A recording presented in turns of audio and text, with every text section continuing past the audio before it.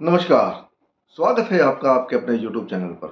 आज का हमारा जो टॉपिक है वो टॉपिक है ऐसे कौन से लग्न हैं या ऐसे कौन से ग्रहों के योग हैं जहाँ पर आपको मदद नहीं मिलेगी, जहाँ पर आपको लोगों का मदद करना पड़ेगा लेकिन आपको वक्त आने पे मदद नहीं मिलेगी। आप उस टाइम अपने आप को अकेला पाओगे जब आपको किसी की ज़रूरत होगी।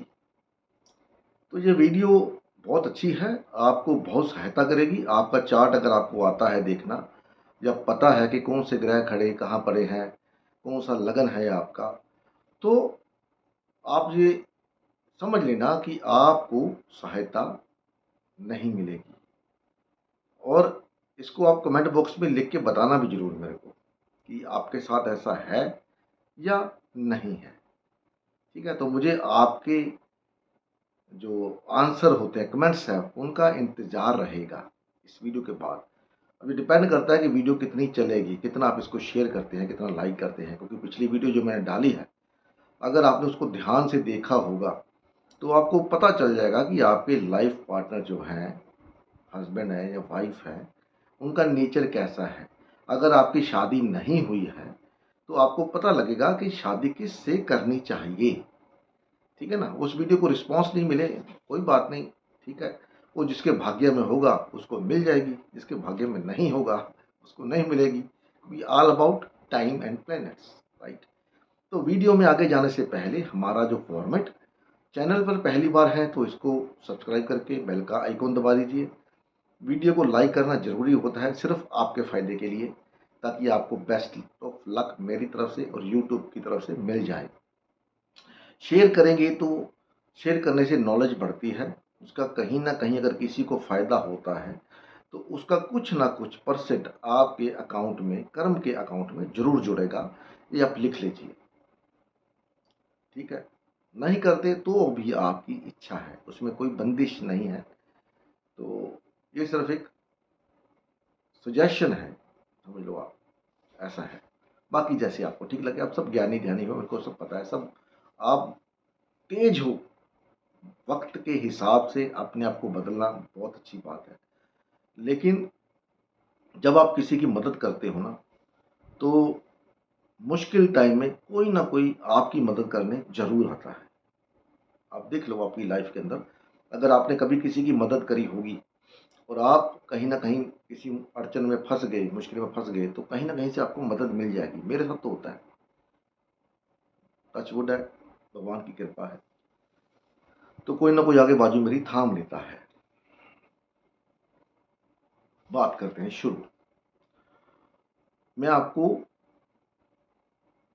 पहले कहानी बाद में बताता हूँ, जिसमें आपको बताऊंगा कि कौन से लगन ऐसे हैं जिसमें आपको सहायता नहीं मिलने वाली। आप कागज पेन उठा के लिख लीजिए, भले कौन सा ग्रह जहां मर्जी बैठा हो। अगर आपके चार्ट में चंद्रमा अकेला बैठा है, उसके आगे पीछे कोई ग्रह नहीं है, उसको कोई देखता, कोई फर्क नहीं पड़ता, उससे उससे कोई फर्क नहीं है, अकेला बैठा है, तो आप हमेशा अपने आप को अकेला महसूस करेंगे। आपके पास सब कुछ होगा, आसपास लोग होंगे, बावजूद उसके आप अपने आप को अकेला महसूस करेंगे। आपको हमेशा यही रहेगा कि यार मेरा दुख बांटने वाला, मेरी बात सुनने वाला कोई है नहीं जिसको मैं अपनी बात कह सकूं, क्योंकि आपके मन में एक संशय रहता है, सपोर्ट नहीं है चंद्रमा को, जिसे केंद्रम योग बोला जाता है ज्योतिष के अंदर। तो आप अपने आप को अकेला पाओगे। राहु और केतु अगर इसके साथ बैठ गए तो ये और भी खराब कॉम्बिनेशन बन जाएगा।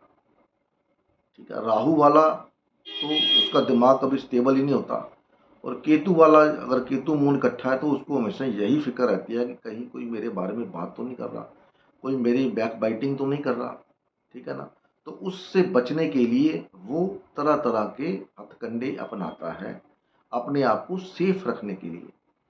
ठीक है ना, दूसरों के ऊपर फालतू के ब्लेम करना, ये करना वो करना, क्योंकि उसको खुद को कुछ सपोर्ट नहीं मिलती। तो वो सपोर्ट उसके पास होती है, बावजूद उसके उसको ऐसा लगता है कि मेरे को सपोर्ट नहीं है। चंद्रमा, सूर्य कभी भी अकेला नहीं होता, सूर्य के आसपास, सूर्य के बुध या शुक्र हमेशा आसपास रहते हैं। तो सूर्य को तो भूल जाइए, क्योंकि सूर्य आपकी आत्मा है। और जब आत्मा प्रवेश करती है शरीर के अंदर, तो उसके पास बॉडी है, साथ में चंद्रमा मन भी है उसके साथ। तो सूर्य का तो हो ही नहीं सकता, बुध का भी नहीं हो सकता कभी भी, क्योंकि बुध सूर्य से कभी भी 2 घर आगे 2 घर पीछे नहीं जाता। वो 1 घर आगे 1 घर पीछे रहता है, तो उसको सूर्य की सपोर्ट हमेशा रहती ही रहती है। लेकिन सूर्य बुध के अंदर एक सिचुएशन ऐसी आती है जहां पर आप क्या करते हो आपके फादर को नहीं पता होता। कुछ चीज़ें आप ऐसी करते हो जिसके बारे में आपके फादर को नहीं मालूम होता कि आप क्या कर रहे हो। कुछ सिचुएशन ऐसी बनती है डिग्री वाइज, उसको फिर कभी ले लेंगे जब सूर्य बुध की ज्योति करेंगे, एक्सप्लेन करेंगे। अगर आप उस पर वीडियो देखना चाहते हैं 12 घरों में सूर्य बुध कैसा काम करता है, तो कहाँ पर बुध सूर्य को खराब करेगा उसके बारे में, तो कमेंट में बता दीजिए, बना देंगे वीडियो। मैं तो आपका जैसे कहोगे वैसा ही, सीधी सी बात। उसके बाद आ गया मंगल। मंगल अगर आपके चार्ट में अकेला बैठा हुआ है, तो मंगल जब अकेला होगा तो आपको अपने काम में जितने एफर्ट्स हैं वो खुद डालने पड़ेंगे, आपको सपोर्ट नहीं मिलेगा। मंगल भाई का कारक है, तो समझ लो भाई का सपोर्ट आपको नहीं मिलने वाला अगर मंगल अकेला बैठा हुआ चार्ट के अंदर, उसके आसपास कोई ग्रह नहीं है आगे पीछे। देखने से कोई फर्क नहीं पड़ता, उसको जो मर्जी देखता रहे, मैं इस बात को मानता ही नहीं कि वो फलाना ग्रह उसको देख रहा, कोई फर्क नहीं पड़ता। अकेला, ना पीछे ना आगे कोई घर है। तो जिन घरों को मंगल आपके चार्ट में ऑन करता है, मान लीजिए आपका मकर लगन है और मंगल यहाँ पर ऑन करता है चौथे घर को और 11वें घर को, तो आपको घर जो है अपना खुद बनाना पड़ेगा, आपको किसी की हेल्प नहीं मिलने वाली, भूल जाइए। पैसा आपको खुद बनाना पड़ेगा, कमाना पड़ेगा, आपको कोई हेल्प नहीं मिलनी पैसा कमाने में, कोई आपकी मदद नहीं करने वाला। सारे एफर्ट्स खुद खुद जाके पेमेंट लेनी करनी।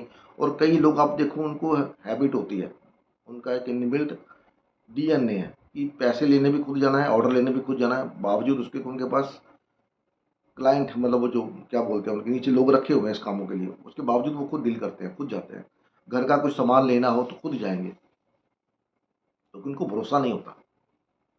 मंगल अकेला, सपोर्ट कोई नहीं है, भरोसा नहीं है भाई, जो करना मेरे को अकेले को करना है। यही अगर मंगल पंचम भाव का स्वामी और 12वें भाव का स्वामी है, तो पढ़ाई में आपको सपोर्ट नहीं मिलने वाली, खुद ही पढ़ोगे, जो भी करना है खुद ही करना पड़ेगा। बच्चों की पालना खुद करनी पड़ेगी, खुद देखभाल करनी पड़ेगी, ठीक है। नींद आए ना आए, 12वां घर फॉरेन ट्रैवल का है, धार्मिक यात्राओं का है, वहाँ पर जाओगे तो वहाँ पर भी अपने आप को अकेले ही महसूस करोगे, भले आपकी तरफ 1000 लोग खड़े हों, जो जो हो, आप अकेले ही महसूस करोगे, यार आप मैं ठीक हूँ, अकेले ठीक हूँ, तो कुछ चाहिए नहीं कोई। तो ये मंगल दिखाता है। मंगल के बाद आता है बुध, अकेला कभी होता नहीं, चंद्रमा कर लिया, सूर्य अकेला होता नहीं है। बृहस्पति, बृहस्पति अगर आपके चार्ट में अकेला बैठा है, आगे पीछे कोई ग्रह नहीं है, तो बृहस्पति खुशी का कारक है, बच्चों का कारक है। तो जब भी आपके पास कोई खुशी का मौका आएगा, आप अपने आप को अकेला पाओगे, अकेला। आप किसी शादी ब्याह में भी चले जाओ, पार्टी में चले जाओ, तो वहां पर भी आप अपने आप को अकेला ही महसूस करोगे, भले आप बातें कर रहे हो लेकिन आपका दिमाग कहीं और है, आप अपने आप को वहां पर कंफर्टेबल महसूस नहीं कर पा रहे। बच्चों की खुशी नहीं मिलती, बच्चे या तो छोड़ के दूर कहीं जॉब करने निकल जाते हैं या शादी के बाद अलग हो जाते हैं, ठीक है ना, बच्चों की खुशी नहीं है। या जिन घरों को चार्ट में बृहस्पति ऑन करता है, मान लीजिए आपका वर्गो लगन है, बृहस्पति 4 और 7, ठीक है जी, तो घर की खुशी और पार्टनर से खुशी भूल जाइए। जब भी कोई आप खुशी मनाने का मौका आएगा, कोई ना कोई बात अड़चन बीच में आ ही जानी है, आपकी खुशी रफू चक्कर। खुश होने का अधिकार आपको नहीं है अगर आपका वर्गो लगन है और बृहस्पति कहीं भी अकेला बैठा हो, कहीं भी बैठा हो, कोई दिक्कत नहीं है, कहीं भी मर्जी बैठा हो, अकेला बैठा है, खुशी के वक्त आप अपने आप को अकेला पाओगे। और अगर खुशी मना भी लेते हो आप किसी भी तरीके से, तो खुशी के बाद आपका लफड़ा पड़ना जरूरी है, कोई ना कोई झगड़ा, कोई ना कोई इवेंट उसी में आप ऐसे कर जाओगे कि जिसके बाद आपकी बदनामी, या बोल जाओगे या कुछ कर जाओगे ऐसा, तो बदनामी के चांसेस बन जाते हैं, बृहस्पति अगर अकेला हो। शुक्र अगर अकेला हो, शुक्र अकेला हो जाता है, मैंने बहुत से चार्ट में देखा है, शुक्र सूर्य से 2 घर पीछे भी निकल जाता है, 2 घर आगे भी निकल जाता है। और अगर शुक्र अकेला है, उसके पीछे कोई ग्रह नहीं है, ना आगे कोई ग्रह है, तो भैया आपकी मैरिज लाइफ आपके लिए सबसे बड़ा पेंडिंग कर्म है। क्योंकि आपने अपनी पिछली लाइफ में अपने पति को, अपनी फैमिली को टाइम नहीं दिया। आप अपने आप में ही मस्त रहे। और इस जन्म में शुक्र आपको सूर्य और बुध से, मतलब पीछे कोई सपोर्ट नहीं, आगे ना आगे ग्रह ना पीछे ग्रह, या सूर्य से 2 घर आगे 2 घर पीछे चला गया, तो यहाँ पर आपको शादी के लिए तड़पना पड़ेगा। शादी हो भी जाएगी आपकी, किसी भी तरीके से शादी हो भी जाए, तो भी शादी में वो खुशी नहीं मिलेगी जो आपको चाहिए। फिर स्टिल आप कहीं ना कहीं बिजी रहोगे अपने परिवार में, मतलब जॉब के अंदर, बिजनेस के अंदर, पार्टियों के अंदर, या किसी और कामों के अंदर। आपके पास टाइम ही नहीं होगा कि आप अपने शादी को टाइम दे पाएँ, और यहीं से आपकी शादी खराब हो जाती है। पहली बात तो ये कि ये लोग इंटरेस्टेड ही नहीं होते शादी के अंदर कि मेरे को शादी करनी है। प्रेशर में, दबाव में घर वालों की शादी कर भी लेंगे तो शादी उतनी अच्छी नहीं चलती जितनी अच्छी होनी चाहिए। तो इनके लिए सबसे बड़ा उपाय ये है कि भैया अगर शादी होती है तो सारी चीज़ों को छोड़ के अपने घर को, परिवार को, पति को, पत्नी को, जो भी है उसको टाइम दें, उसके साथ टाइम व्यतीत करें, व्यस्त करें, उसको अपने आप को व्यस्त रखें उनके साथ। अगर वो कहीं, उनका जो काम ऐसा है कि आना जाना पड़ता है, तो उनके साथ आएँ, साथ जाएँ, भूल जाएँ अपना काम, अपने कर्म को पूरा करें। ठीक है, तो ये पेंडिंग कर्म है इन लोगों के लिए। अगर शुक्र आपका सूर्य से 2 घर आगे 2 घर पीछे है और उसके आसपास कोई ग्रह नहीं है, क्योंकि वो सूर्य के आसपास, शुक्र और बुध दोनों सूर्य के आसपास ही रहते हैं। माफ कीजिएगा। लेकिन सूर्य ही एक ऐसा ग्रह है जो ये बाउंड्री तोड़ देता है, और कोई ग्रह बाउंड्री नहीं तोड़ सकता। मरकरी तो तोड़ ही नहीं सकता। मरकरी जब भी बाउंड्री तोड़ने जाता है वो रिवर्स, वक्री हो जाता है। एक बाउंड्री है सूर्य धरण निर्धारित की हुई इन दोनों के लिए, शुक्र और बुध के लिए, लेकिन शुक्र उस बाउंड्री को तोड़ देता है। और जब आप अपने घर की मर्यादा को लांघ के बाहर जाते हैं तो क्या होता है, घर वाले बोलते हैं भी आज से तू हमारे लिए मर गया, ये बोलते हैं ना। तो सेम थिंग शुक्र के साथ होती है। उसके बाद आ गए शनि महाराज। शनिदेव क्या, कर्म कारक है।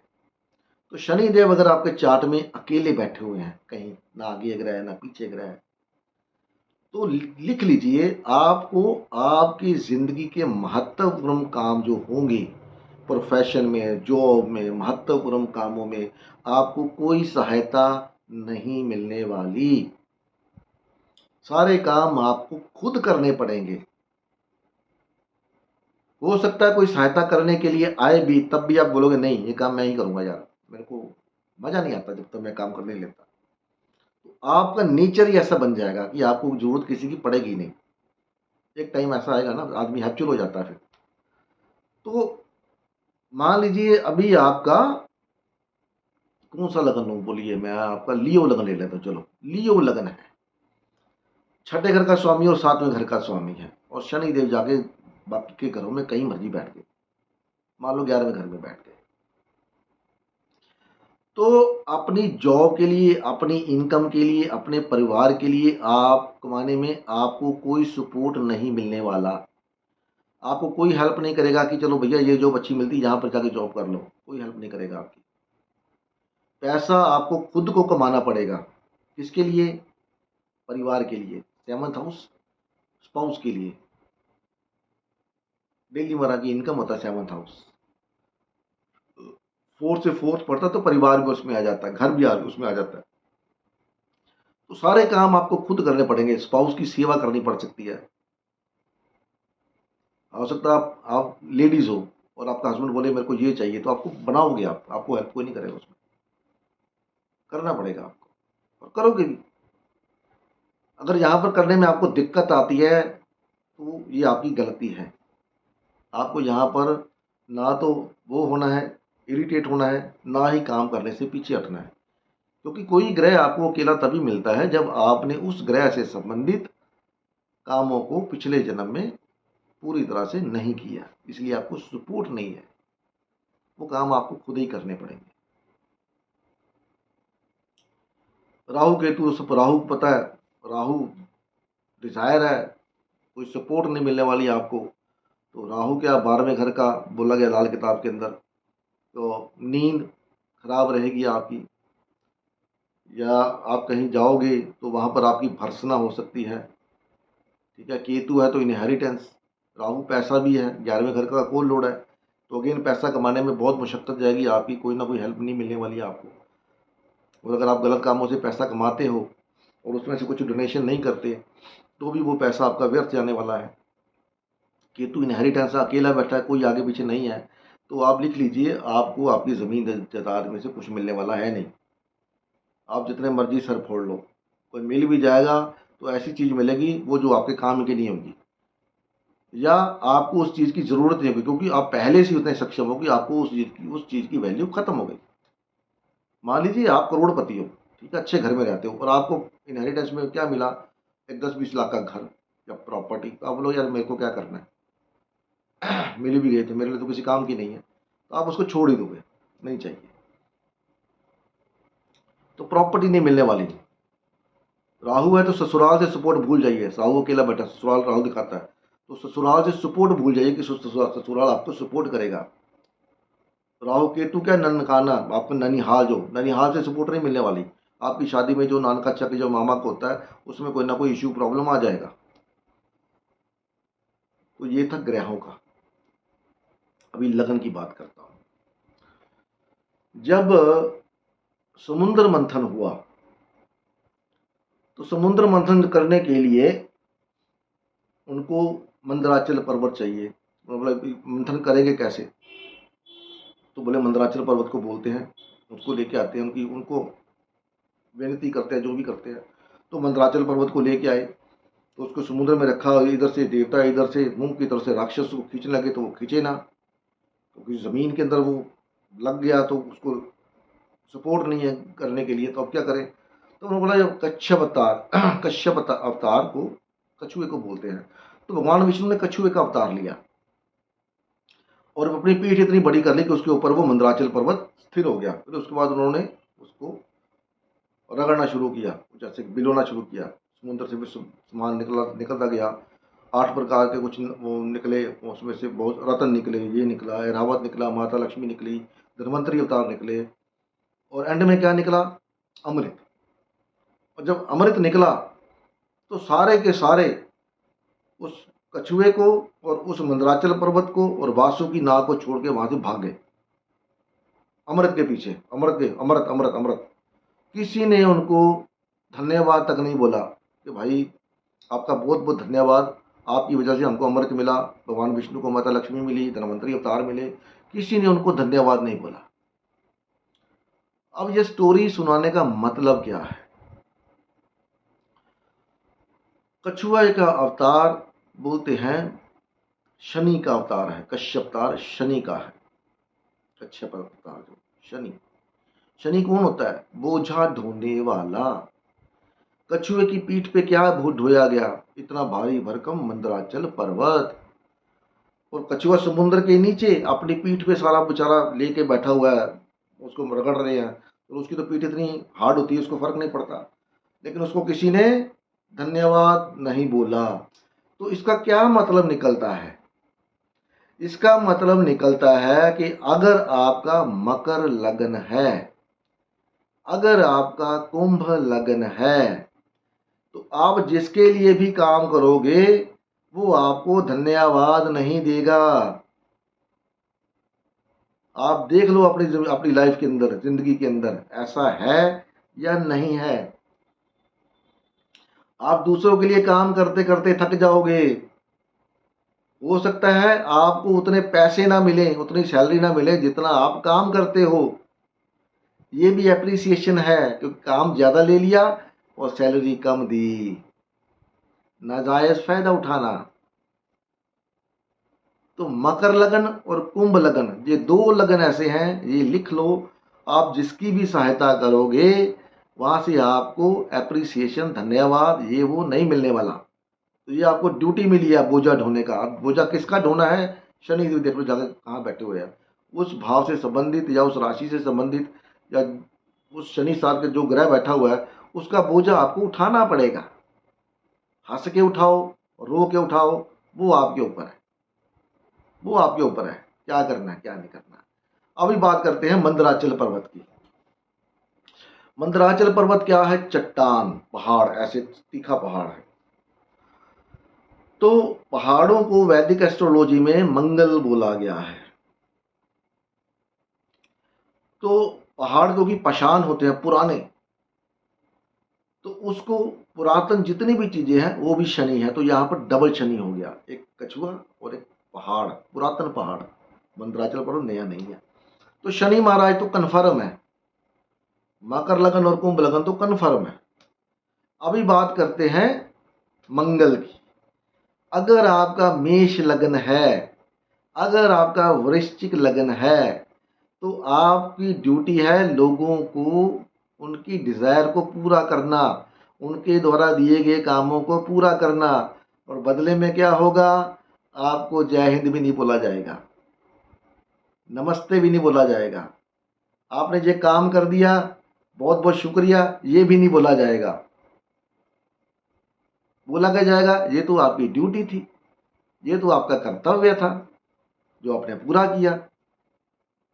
उदाहरण के तौर पे अभी हिंदुस्तान पाकिस्तान की लड़ाई हुई है, तो हमारी सेना ने पाकिस्तान का, चलो उनका भी नुकसान हुआ अलग बात है, तो कितना नुकसान किया पाकिस्तान का? किसी ने भी सेना को धन्यवाद बोला? बल्कि उनके पराक्रम का श्रेय कोई और लेना चाहता है, कोई और ले रहा है कि मैंने ये करवाया। किया तो किसने? आर्मी ने। आर्मी कौन है? मंगल। देखो, अगर मेष लगन है आपका, वृश्चिक लगन है आपका, लिख लो पूरे कागज पे, जिसके लिए जो भी करेंगे आपको थैंक यू अप्रिसिएशन नहीं मिलना, ये कर्म मिला हुआ है आपको। ऐसे मैं ज्योतिष डिकोड करता हूं कथाओं से, और ये चीजें आपको कहीं नहीं लिखी मिलेंगी। ठीक है, तो ये था वीडियो। उम्मीद है वीडियो, पता नहीं आपको अच्छा लगता है, बुरा लगता है, कैसा लगता है, यहाँ तक कितने लोग पहुंचेंगे मेरे को ये भी नहीं पता। तो मिलते हैं अगली वीडियो में, तब तक के लिए नमस्कार। भगवान आप सबका भला करे। ओम नमः शिवाय, जय माता दी, हरि ओम तत्सत, बाय बाय।